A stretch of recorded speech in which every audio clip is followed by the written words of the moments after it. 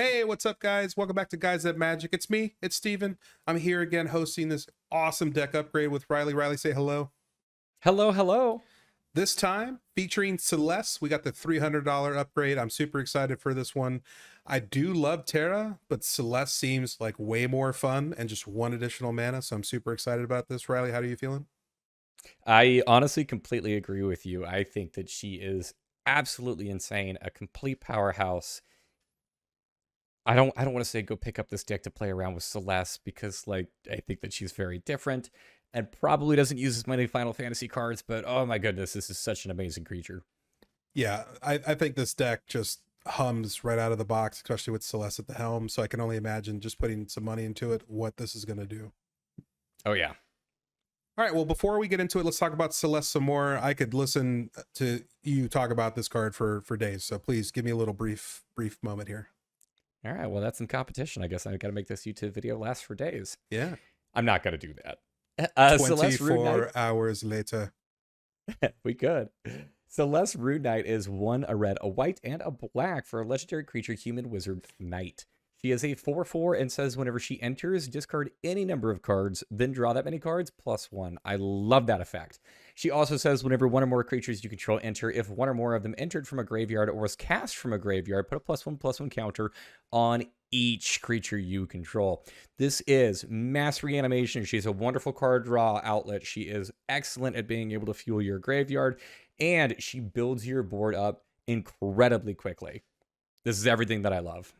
Yeah, this is honestly what a powerhouse of a card. Just the ETB ability alone is just insane to me because it kind of helps start to fuel your deck.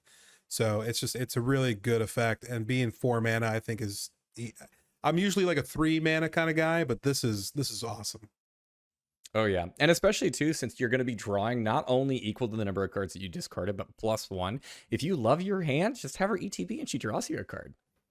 All right, well, hey, listen, let's talk about this deck a little bit more, but before we do, a word from our sponsor. Today's video is sponsored by Evoke the Art and their new Gradient Craft token series. This token set features 50 high-quality tokens in some stunning gradient art style, featuring some original art, free of any AI-generated designs, ensuring authentic and unique visuals, designed for players who appreciate both function and aesthetics. These will bring a vibrant and distinct look to your battlefield. Head over to zaximusstudios.etsy.com for more information on picking up these and more tokens. The link will be in the description. We got a special gift for all of our Guys That Magic fans. Use the code WhatsUpNerds at checkout to get 10% off your order and get this awesome Guys That Magic treasure token. Huge thanks to all of our friends over at Evoke the Art. Now let's get back to the video. But let's go ahead and get into these creatures. But before we do, Riley, let's go ahead and throw up on the screen all the $100 additions that you put in last time. I'm going to go ahead and assume they were awesome before. They're probably awesome now. Yeah, same thing. And for this video specifically, I'm going to go ahead and say you really need to watch the $100 first. I'm taking this in a very different direction than what it wants to do straight out of the box. This is much more focused around a combo deck, so we're going to be utilizing those persist creatures that we're going to be putting in for our 100 to be able to make sure that we just have like an infinite death and ETB kind of effect. Yeah, it is terrifying to see across the board from you. Just a heads up. But yeah, let's go ahead and get into some of these creatures, question mark, at least one of them. Oh yeah, we have 3 creatures here actually, and not only do we have 3 creatures, I was incredibly pleased to find out that not only were all 3 of these cards reprinted within Final Fantasy, but 2 of them got some cool Final Fantasy artwork. So the first card that we're going to be talking about is Kefka Palazzo, also known as Perforos, God of the Forge. It is 3 and a red for a legendary creature god. It's a 6/5 with indestructible and says as long as your devotion to red is less than 5. It is not a creature. It also says whenever another creature you control enters, it deals 2 damage to each opponent, and then it has a final ability in which you can pay 2 and a red, and creatures you control get +1/+0 until end of turn. The reason why this card is really good is because if we do have a way for us to start our combo, Perforos and or Kefka will just end the game for us. It allows us to be able to deal an infinite amount of damage to each of our opponents, and we'll just win. Well, not infinite. We'll die very quickly. Well, yeah, that's true. Yeah. You can't, like, for everybody at home, the way we're recording this video, at least, we can't see each other. We can see our faces while we're recording, but I shook my head as soon as I saw Perforos. I was just like, damn it. Damn it. Well, I'm glad that it did that because this next card is probably not going to be any better for you. The next one here is the Emperor Hell Tyrant, also known as Yawgmoth Thran Physician. This is 2 and 2 black. For 4 mana, you get a legendary creature human cleric. It's a 2/4 and it has protection from humans, which is actually kind of oddly relevant in this cycle. It also has an ability that says you can pay 1 life, sacrifice another creature to put a -1/-1 counter on up to 1 target creature and draw a card. It has a final ability in which you can add 2 black, discard a card, proliferate. The reason why this card is included here in the deck is not only because it allows us to kind of clean up our opponent's stuff, it allows us to start feeding into those sacrifice outlets for us. We do have to pay a life for this one, but that's okay because anytime that we do this, we're going to be drawing a card. So this will just draw us into one of the options that aren't going to eventually kill us. Wonderful card here. It's going to help us to be able to just like fuel our fire and just blitz through the deck. The final creature we're going to talk about, this was oddly enough actually reprinted in a commander deck, just not this one. This is Walking Ballista for double X. You get an artifact creature construct. It's a 0/0 that enters the battlefield with X +1/+1 counters on it. You can pay 4 mana to put a +1/+1 counter on it, or you can remove a +1/+1 counter on it to deal 1 damage to any target. The reason why this is included in the deck is because we do have several infinite mana outlets. If you have an infinite amount of mana, Walking Ballista is infinitely large, which is really cool because then it means it can infinitely ping. So it's just another way for us to be able to take advantage of these loops and just close the game out. Yeah, I will say the one thing I liked about the Final Fantasy set was this art in particular, because to me, this is quintessential Walking Ballista. This is like, it just screams ping, ping, ping, ping, ping. As it's shooting like blitz balls out. Yeah. Yeah, amazing. Yeah, I think it's my favorite art for Walking Ballista. Really happy to see it. Not happy to see it here in this deck. I'm terrified. This is going to be a quick game, I feel like. Let's go ahead and move on to some sorceries that I'm seeing that'll probably make this game go much quicker. Yeah, that's kind of the theme here. We are a little bit more on the glass cannon side of things. Now, yes, I'm building this as a combo. I'm building this kind of all in around those combos just because there's so many different ways that we can just piece those out. There's so many different kind of like duplicate effects that so long as we have our commander and then one of the 2 different routes of creature with persist and some way to sacrifice, we should be able to just close out the game. With that being said, I am going to throw in a couple of sorceries. I am including tutors. I generally don't put those in here, but this is a $300 video and it works really well for this commander. I'm trying to optimize her as best I can. So we're going to start off with Beseech the Mirror. This is 1 and 3 black for a sorcery that has Bargain. It says you may sacrifice an artifact, enchantment, or a token as you cast a spell. It says search your library for a card, exile it face down, then shuffle. If this spell was bargained, you may cast the exiled card without paying its mana cost. If that spell's mana value is 4 or less, you put the exiled card into your hand if it was not cast this way. So at worst case scenario, this is 4 mana. You're going to go find whatever you want. Best case scenario, if you bargain, you then also get to just cast that thing, drop it into play, and hopefully that should be enough to just win the game. Yeah, Beseech the Mirror, really good tutor. The bargain mechanic was such an interesting thing, and I didn't know how I was going to feel about it. And then I just kept losing games because of it. So here we are now. Yep. We have kind of the king of tutors itself. We have Demonic Tutor in here. This is 1 out of black for a sorcery. Search your library for a card, put it in your hand, and then shuffle. Short, sweet, to the point. This card just says find whatever you're currently missing that is going to win you the game and just make that happen. Yeah, fun fact, this was the first card I ever pulled when I got back into Magic, and I pulled that cool Strixhaven alt art, and it's been my favorite thing I've ever done. I'm happy to see it here. I won't say anything bad this time.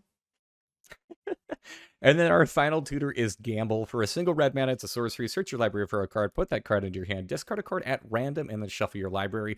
Keep in mind, we actually still do have ways to recur things. So even in the case we end up discarding what we just tutored for, it's okay. Chances are we'll be able to get it back. And for only a single mana, we can do this on turn 1. This card is fantastic. Yeah, this is really cool. I think just because with your deck wanting to do the recursion thing, it doesn't matter if you discard it.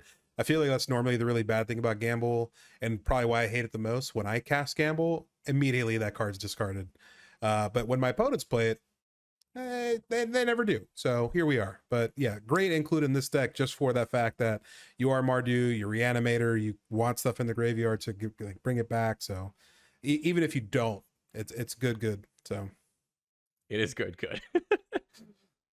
All right, well, let's go ahead and move on to the land department. I see some great ones. Yeah, I'm going to keep this one nice and short and sweet. We're moving over to lands immediately just because the mana base of this Precon is horrendous. This is a combo deck, so we need to be able to fly under the radar, and we need to be able to close the game out as soon as we possibly can, and tapped lands are no longer excusable. So I am going to be throwing in both Blood Crypt and Godless Shrine. These are two of the shocks for this color combination. For those of you who are asking me, well, why didn't I throw in Sacred Foundry? I'm just trying to balance out the color pie here. I know that I'm not including all three of the shocks, but the way that these cards work is that they enter the battlefield. You can either pay 2 life, and if you don't, they enter the battlefield tapped. But if you do, they enter the battlefield untapped, and they are just good to go. Life is a resource. Spend it. Yeah, especially when you play a combo style deck, you got 40 life, you got to be able to use it. It's basically a part of your mana base at that point. It's just, I think you said it best. Your life is a resource no matter what. Yep, I've got 2 of the bond lands coming in here as well. Spectator Seating and Luxury Suite. Spectator Seating can tap for a red or a white, and Luxury Suite for a black or a red. The way that these cards work is they enter the battlefield tapped unless you have 2 or more opponents. So long as you are kind of still in the beginning, middle, and sometimes even later portions of the game, these will just come in untapped. Yeah, hot take, Wizards, please just start reprinting these in the commander decks.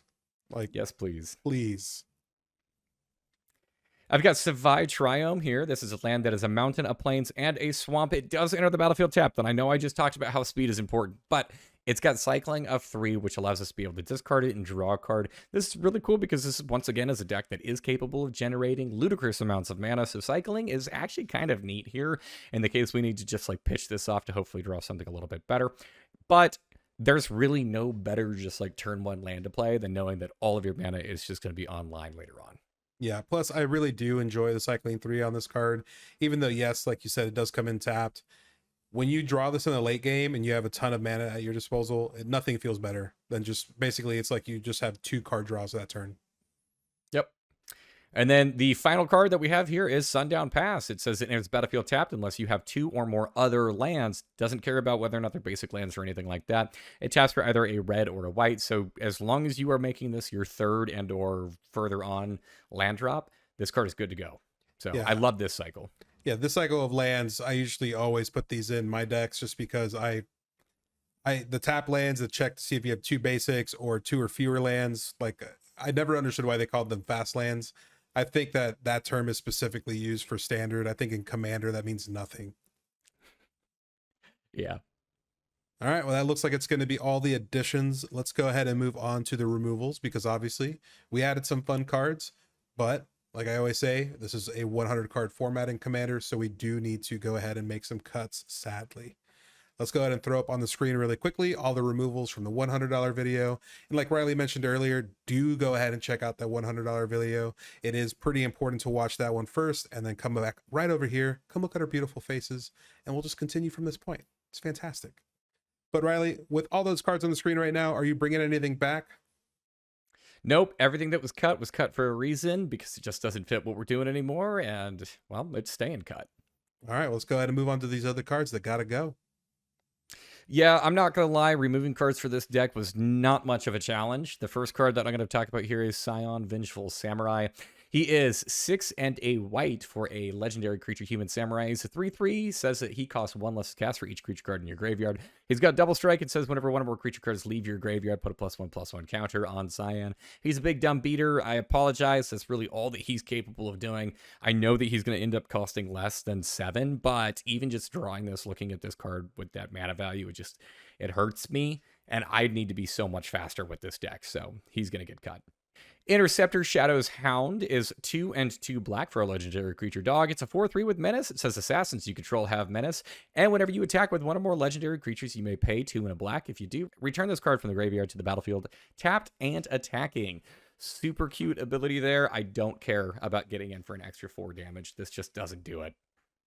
Yeah, not anymore at least. Like, we're trying to do something else with this deck, like you said, and it's too slow, and having to pay the 3 mana to do this, like, what's the point? Sepulchral Primordial is getting removed. This is 5 and 2 black for a creature avatar. It's a 5/4 with Intimidate, and it says whenever this creature enters, for each opponent, you may put up to 1 target creature card from that player's graveyard onto the battlefield under your control. It's really cool. It's like build an instant board based off of what your opponent's things are, but it costs 7 mana, and if I'm getting to the point where this is actually like a viable option for this deck, something has gone terribly wrong. Yeah, and also thank you for saying its name. I was struggling to pronounce it in my head. But yeah, 7 mana is pretty aggressive, even though this deck does come stock with a reanimate. I still don't think that that's what you want to do. It's like you said, if this is what you have to play, something has gone wrong, abort. Yep.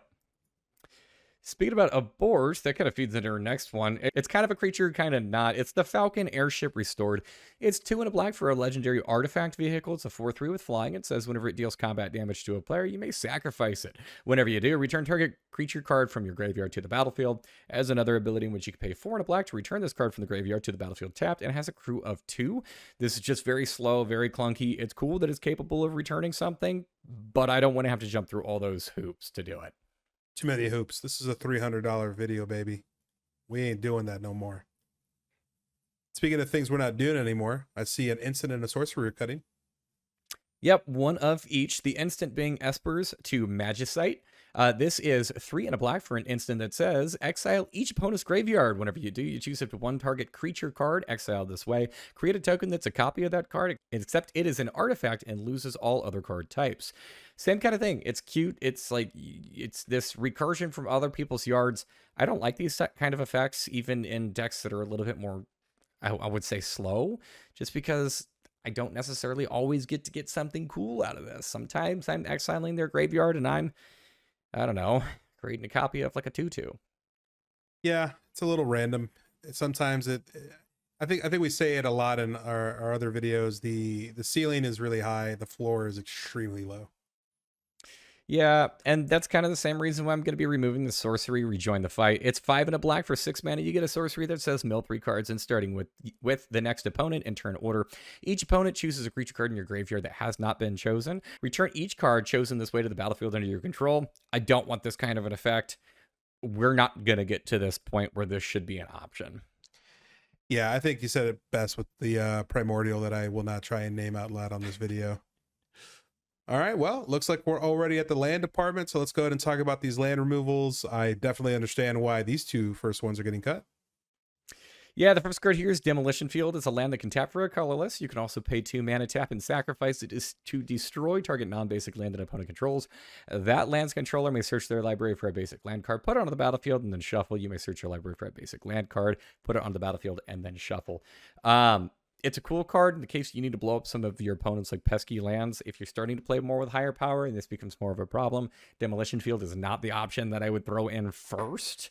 There's some other cards that do this much better, but I just need to make sure that I have my mana. So anything that's going to be tapping for colorless like this without some really good utilization is just not going to make this list. Very similarly, Evolving Wilds is a land that doesn't tap for anything at all. You can tap it and sacrifice it to search your library for a basic land card, put it on the battlefield, tapped, and then shuffle. These are cute for the precons. Wizards has reprinted Evolving Wilds probably 17 million times at this point. But if you have a decent mana base, this card should be removed. Too slow, gotta go. Speaking about too slow, gotta go, the next cycle are all lands that enter the battlefield tapped. And that's going to be Geothermal Bog, Sacred Peaks, and Sunlit Marsh. They're cute in that they have the basic land types that correspond with the colors, and they can tap for 1 of 2 different colors, but all 3 of these enter the battlefield tapped, and that is just never going to be good enough. And then the final card I'm going to be removing is Fetid Heath. It's a filter land. You can tap it immediately for a colorless, or you can pay either a white or a black to be able to add 2 white, 2 black, or a white and a black. I'm not a fan of filter lands. Yeah, I feel like everyone should know, at least for you and I, filter lands, and in my opinion, for me, too much math, no good. Go bye-bye. Too much math, no good. Too much math, no good. Was that it? Those all the cards? That was it. That's going to do it for this video. That takes us up to $290 at the time of this recording. All right, you heard it here first. Not only with the face commander, but now the backup commander, Riley has saved you money. Go ahead and use that money to buy some gum. I don't know. Buy some Final Fantasy cards if they are cheaper at the time of this recording. I don't think they will be. I hope they will be. I'm trying to pick some up. All right, well, we know the price. We know the deck. We went over the cards. How do you feel about Celes now that we threw some money into it? I think this is a super fun card to play around with. If you are a fan of this kind of playstyle where you are going off of like a combo-centric route, 100% she's fantastic. If you want to play around just like mass reanimation styles as well, she's also really good there. There's a lot of different ways you can build her. I do think she's a powerhouse, kind of no matter what you do, though. Yeah, I'm very curious to see if maybe we see like some CDH Celes. I think that'd be kind of fun. Would definitely be neat. She might be a little too, I would say, clunky there just because she does require a couple of different pieces, but I'm curious. Yeah. All right, well, that is going to do it. In the comment section down below, go ahead and leave Riley a comment letting them know what you like that they added, what you didn't like that they added. We love reading the comments. It makes us better deck builders in the future. While you're down there, go ahead and leave the video a like. Make sure you're subscribed, and that way you can stay tuned to all the great content we're putting out for you guys in the future. Also, in the description, you'll see a quick little link to the Mox field. Go ahead and check that out. Do a little play testing, some gold fishing, see what you think firsthand. Also, in the description down below, you will see all the links to our social media. It is @guys@magic for everything. Stay up to date with all of the fun stuff. And on the screen right now, all of our beautiful patrons, thank you guys so much for the extra support. We greatly appreciate it. But a special shout out to the indestructible tier, starting with Aaron Hill, Aaron Martin, Brian Godella, Daryl Tripp, Demarion Turner, Dr. Rome, Jimmy Ward, Kevo, Larry Killian, Samuel Abbott, Thrifty PSGR, and William Colombo. You guys are awesome. Thank you so much. And until the next video, I miss you. Later.